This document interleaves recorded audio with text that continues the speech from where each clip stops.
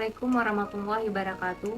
Perkenalkan, nama saya Fitri Intan Fadilah dengan NPM 2210101079. Ini merupakan tugas akhir semester saya dengan Ibu Pengampu, Ibu Aminah SIP MIP di mata kuliah Pengantar Ilmu Politik. Saya akan membahas tentang apa itu konsep HAM. HAM adalah hak asasi manusia yang dianugerahkan oleh Tuhan Yang Maha Esa kepada setiap individu di bumi. Setiap orang wajib menjaga, melindungi, serta menghormati haknya setiap orang. Hak merupakan unsur normatif yang melekat pada diri setiap manusia yang dalam penerapannya berada pada ruang lingkup hak persamaan dan hak kebebasan yang terkait dengan interaksinya antara individu atau dengan instansi. Hak juga merupakan sesuatu yang harus diperoleh. Hak asasi secara fundamental. Untuk memahami hakikat hak asasi manusia, terlebih dahulu akan dijelaskan pengertian dasar tentang hak. Secara definitif, hak merupakan unsur normatif yang berfungsi sebagai pedoman berperilaku, melindungi kebebasan, kekebalan, serta menjamin adanya peluang bagi manusia dalam menjaga harkat dan martabatnya. HAM menurut para ahli.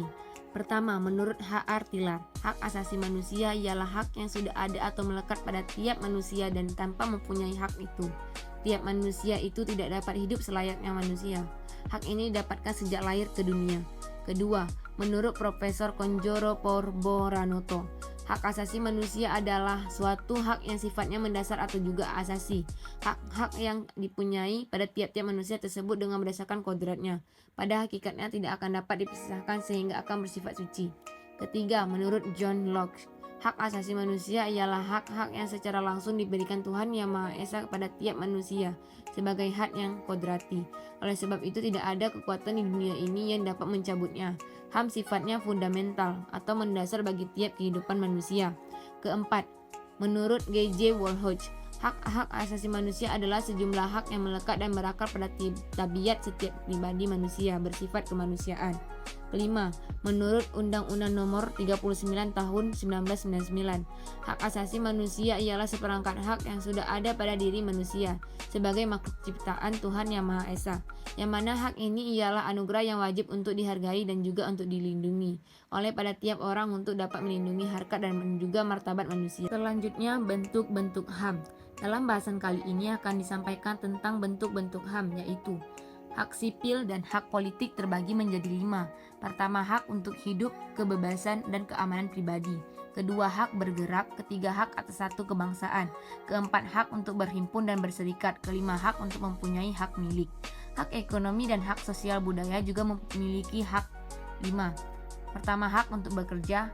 Kedua, hak atas jaminan sosial. Ketiga, hak atas pendidikan. Keempat, hak atas istirahat dan waktu senggang. Kelima, hak atas upah yang sama untuk pekerjaan yang sama. Selanjutnya ialah HAM di Indonesia. Undang-undang tentang HAM di Indonesia adalah Undang-Undang Nomor 39 Tahun 1999. Hak yang ada dalam undang-undang tersebut antara lain sebagai berikut. Pertama, hak berkeluarga di dalam pasal 10. Kedua, hak untuk mengembangkan diri di dalam pasal 11, 12, 13, 14, 15, 16. Ketiga, hak untuk memperoleh keadilan di dalam pasal 17, 18, 19. Keempat, hak atas kebebasan pribadi di dalam pasal 20 sampai 27. Kelima, hak atas rasa nyaman di dalam pasal 28 sampai 35.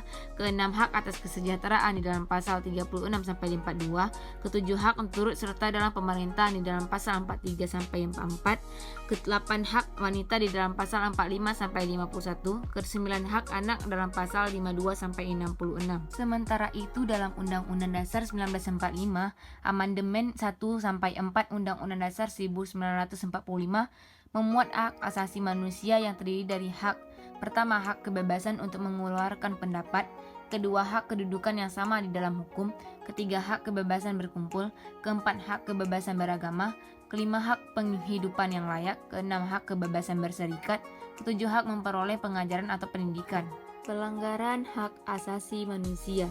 Pelanggaran HAM adalah setiap perbuatan seseorang atau kelompok orang termasuk aparat negara baik disengaja ataupun tidak disengaja, atau kelalaian yang secara hukum mengurangi, menghalangi, membatasi, dan atau mencabut hak asasi manusia seseorang atau kelompok orang yang dijamin Undang-Undang HAM. Dalam UU RI Nomor 39 Tahun 1999 yang dikategorikan pelanggaran HAM yang berat adalah: pertama, pembunuhan massal. Kedua, pembunuhan sewenang-wenang atau di luar putusan pengadilan. Ketiga, penyiksaan mental dan fisik. Keempat, penghilangan orang secara paksa.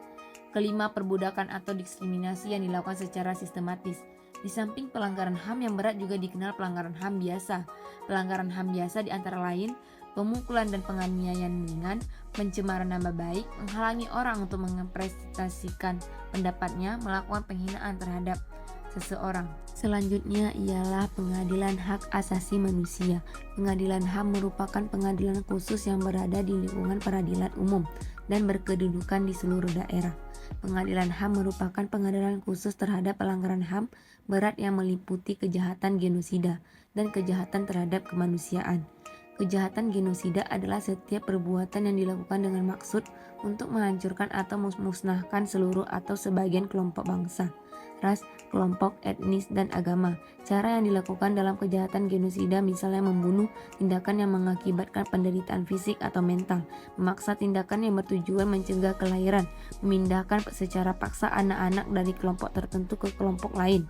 Sedangkan yang dimaksud kejahatan terhadap kemanusiaan adalah salah satu perbuatan yang dilakukan sebagai bagian dari serangan yang meluas atau sistematik yang diketahuinya bahwa serangan tersebut ditujukan secara langsung terhadap seseorang.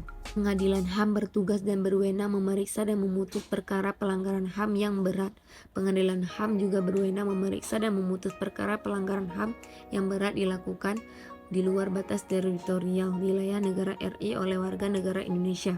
Di samping itu juga dikenal pengadilan HAM ad hoc yang diberi kewenangan untuk mengadili pelanggaran HAM berat yang terjadi sebelum diundangkannya UU RI nomor 26 tahun 2000 tentang pengadilan HAM. Oleh karena itu pelanggaran HAM berat tidak mengenal kadaluarsa.